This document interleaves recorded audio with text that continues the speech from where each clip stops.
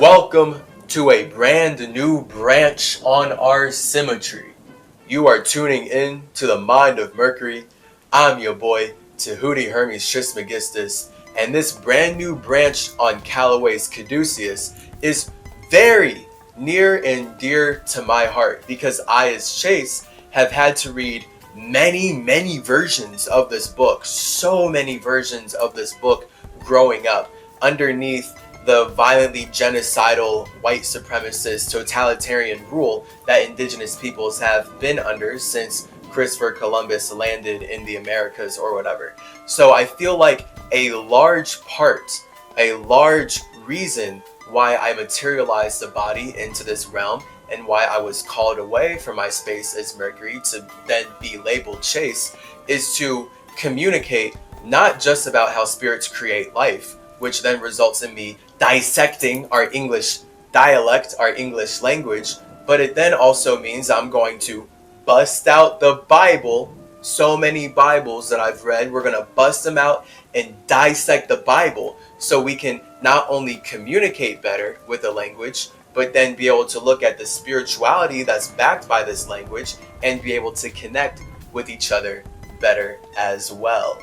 So welcome to Bible Busters. Your boy Chase is going to grace this place with his space through the face of the English language. Because as an indigenous man, I know that the only reason I would actually be a Christian at all is because Russian, European, white colonial invaders came in and have consistently and very systemically used rape, slavery, genocide, violence overall, a bunch of evil to make sure that they could consume all of the indigenous individual spirituality that we had popping off here before we could even call this place America. Because of course, once Europeans can control how indigenous peoples connect, they can then make money off of limiting our awareness and making us build a system that is actually invading our lands and working completely against us. This is how you make mental slavery a thing, basically. Use light or language generally, light, to limit how spirits communicate so that you can force them to use their communication abilities to build a structure that traps them further in slavery while completely supporting your freedom. This is how people who use the idea of money to steal lands from indigenous peoples have made everyone who believes in money support the genocide of said indigenous peoples, because you cannot actually use money to buy land from indigenous peoples when these indigenous peoples don't care about your concept. As Chase, a true spiritual individual, it took me fasting 24 days after failing like 10 days, 5 days, whatever, but 24 days and a very awesome psychedelic trip to realize, finally, after so much, that when Jesus did his 40 days, he wasn't talking to one God that controls all of us. He was talking to himself. Just like when I fasted, I realized that my subconscious mind, Irisel, who I'd been talking to since I was a child, was actually my higher self. And I actually chose to come here so that I could communicate with you and communicate with all these other individuals. So based on me actually walking in Jesus' footsteps, I know that I'm an individual. I know that I am my own entity. When people try to tell me that I'm an extension of their God, I know that that is literally the colonialism and rationalization that has allowed the systemic genocide and forceful rape of indigenous peoples to take place and fuel the capitalistic beast that we're now living in today. This is why this simulation called me away, because this is what's causing climate change and everything's just connected in this way. So I'm very passionate about how the way we connect then facilitates the way we communicate, and how we communicate builds the structures that we use to experience life. So when I fast, when I get psychedelic and separate my mind from my body and go back to my space, I'm alone. I'm God. I'm able to connect with myself way deeply and communicate with myself in ways that I could not communicate if I continue to stay in a simulation and connect with people on their levels. This is exactly what Jesus was about and why he fasted 40 days in the desert. He didn't fast with people. He had to fast alone because he had to tap in, not to the God that controls everyone, seen and unseen. He tapped into his own space. He tapped into himself, his individuality. As a spirit, you are God. You are everything when you are alone in your space. It takes you connecting with your imagination to then create a soul that can feel like it is alone in itself, instead of feeling like everything is just perfect, being an expression of itself. Once you feel like you don't want to be alone in your imagination anymore, you use your soul and your ego to vibrate at a certain frequency, which then allows you to create a mind, to create the energy that can then stabilize and settle into shapes. And then these shapes turn into the structures that you use to step outside of your space and experience life. This is why the body, the flesh, is of sin. We are the most separate from our spirits as we possibly can be when we believe that we are this thing. Because we made this thing to connect with other spaces. So if you as a space don't want to connect with yourself, then you'll make a body so that you can believe that you're not a spirit, and you can believe that you are an extension of something else. And now that thing is going to make you build its structure. So you built this body to support yourself. But if you're not actually using this body to support yourself, then boom, this is why slavery, the genocide of indigenous peoples, is all about money, and it's all about making them worship Jesus, because it's all about separating spirits from their heaven so that they will hate themselves based on how the people who are colonizing them hate themselves, and then they'll want to serve a system that is actively evil and actively mean and actively violent and actively just so disgustingly, brutally, forcefully genocidal, clearly. And it's so wild how people are okay supporting genocide because they would rather be comfortable connecting with life as it is, because they're literally unaware that they are a spirit choosing to express themselves here. So they don't feel like they're worth, I guess, anything better, anything more. They don't have a sense of self-worth because they truly feel like they are of sin. They feel like because they are the body, they are these negative, evil things that they've done in perhaps past lives that I can't know because I don't do those things. So I don't resonate with being told that I'm of sin. When I was a child being told that I'm of sin and I'm going to go to hell if I don't accept the sacrifice of this man, that made me cry. That made me very sad. And I can see how that was me absorbing the projections of the Christians who were colonizing this land. And they're the ones raping indigenous people, spreading genocide, yet they use the logic of telling me that I'm evil. So they get to do evil things to me because I'm evil. So they're just projecting all this evil into me, and now I feel sad because I'm connecting with evil people who are invading my lands.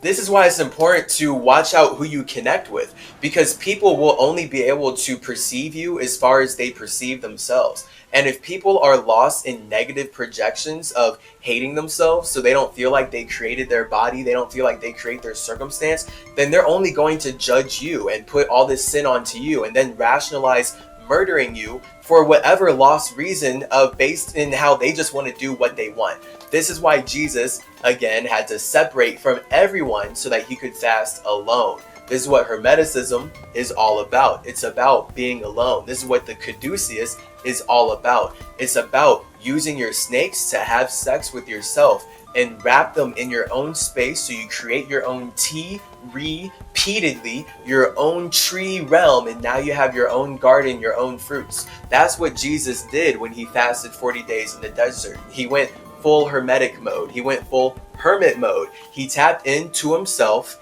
and he realized why he was there in that reality. He realized the gifts that he had to share. He realized that he was specifically inside of the realm so that he could show everyone a higher level of consciousness. And then he just started communicating at higher levels of consciousness and then gracing everyone's lives. Boom. But to do this, the Bible makes the clear point that Jesus had to fast 40 days to talk to God so that he could even raise the vibration of his body to the energetic frequency of his spirit to be able to actually perceive that other realm and be a channel for that other realm. So it's all about using fasting to raise your vibration, to realize and remember that you're actually nothing creating something. You're not something looking for the one who created you. You're the one who created you. The fact that you can experience yourself means that you are your own creator. So in order to raise his consciousness, Jesus Christ had to fast, raise his vibration, communicate with God, realize that he's God, and then this is where the government says that you should worship the idea of nailing him to a cross so that they can profit off of this prophet.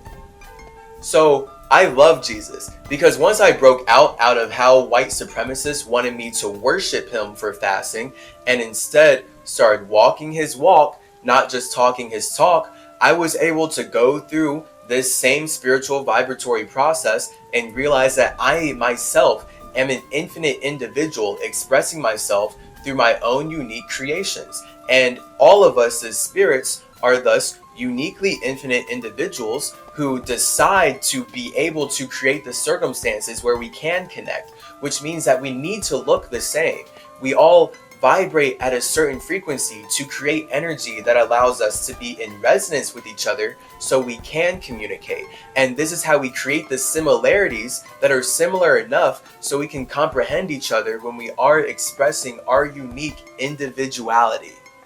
It's only then through building a healthy relationship with ourselves, with our spirit, that we are able to build healthier relationships with the spirit bodies that we are in resonance with and that we want to create families with. Because no matter what your religion, no matter what your beliefs are, family is what unites all spirits. It does not matter what label you give it. All spirits want a family, and I can explain to you how and why that comes about, basically. But in this case, we're talking about the Bible and how the Bible has been created by a specific family so that they can make you serve their family while they don't serve any of us.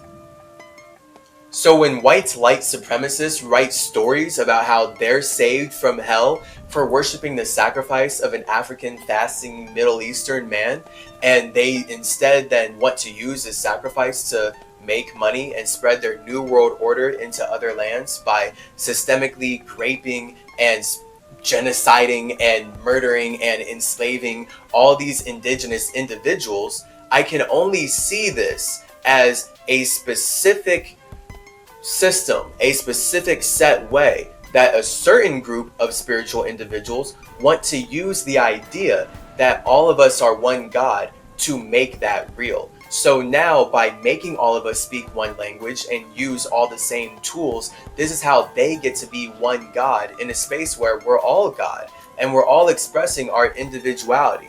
But these individuals want to use the sacrifice of an individual to then create genocide throughout North, South, Central America, Africa, Australia, just the whole globe, so that they can play God and they can play the creator of all of our circumstances. So then this is where we get the Freemasons with the compass and like making the earth flat and just terraforming the whole planet and the Industrial Revolution causing climate change. It's all this. It's all about playing God in a space where we're actually all supposed to be gods playing together.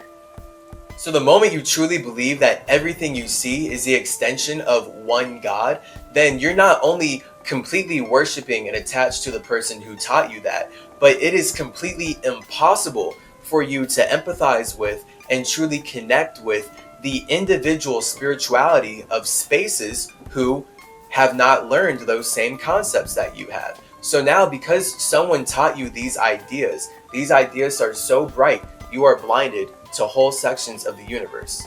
This is why Christians do not empathize with indigenous peoples. They feel like because they're saved by this person that they've never met, and they're worshiping the idea of fasting instead of doing it themselves, they can then violently rape and support the genocide of people who actually fast and live in nature. Literally, this is the entire history of North, South, and Central America in a nutshell. All sponsored by the Bible. So once a book can use its language to make you believe that you were created by something outside of yourself, you are now completely detached from your creative mode, and you're not able to create your own language and create your own heaven. You're now forced to build their heaven, and thus you're always in hell because you're constantly reacting to the desires and rules of something outside of you. Once you believe that you were created by something outside of yourself, all you can do is consume the life being created for you, not create a life of your own that actually expresses how truly infinite of an individual you are. And because you can't empathize with the fact that spirits are not an extension of someone else's imagination, you'll be more than happy to keep speaking English, worshiping Jesus, and supporting a monetary banking system that is single-handedly responsible for global genocide and climate change. All because you'd spiritually rather feel like part of a collective than be alone in your own space. This is why I, as Chase Clarence Calloway, the sole creator of Hermeticism, Cymatism, and the simulation of Mercury, making me Hermes, the messenger of God, called away from my space to then share what I am passionate about, how spirits communicate life into existence by first connecting with themselves and then expressing that into the universe. And this is why it's so important that we use our ability to communicate to be conscious of how we create the structures that support how we play and connect with each other. Because what's the point of life if we're not having fun and learning about who we are while getting to build the families with spirits that we want to have fun with? So the fact that you can imagine anything, feel anything, and no one else can see or experience your imagination or feelings but you should be proof enough that you as a spirit are the God of your own life, of your own circumstances. You are the one creating the elements that then make up your mind, and your mind is what you are using to experience yourself. Your mind is the air that allows you to communicate your way out of your space. And this is then why it's so important to watch how you use your mind to communicate, because then that builds your body, and then that builds the life that you are using to support your body. And then that all dictates how you're connecting with these individuals outside of yourself. The fact is, though, I'm an individual outside of yourself. Whatever you think about me, I'm not an extension of that, because I'm a spirit completely separate from you as a spirit. And limiting my ability to communicate looks like the Catholic Church colonizing indigenous lands and setting up a government that wants to make money off of keeping me dumb, keeping me separate from my spirit, keeping me unaware of my true natures, and thus fearful of death. Now, the more I fear death, the more they can make me do very whack, horrible things, hoping that I will somehow get to heaven, all because they were able to brainwash me into forgetting that I already created the circumstance to connect with them.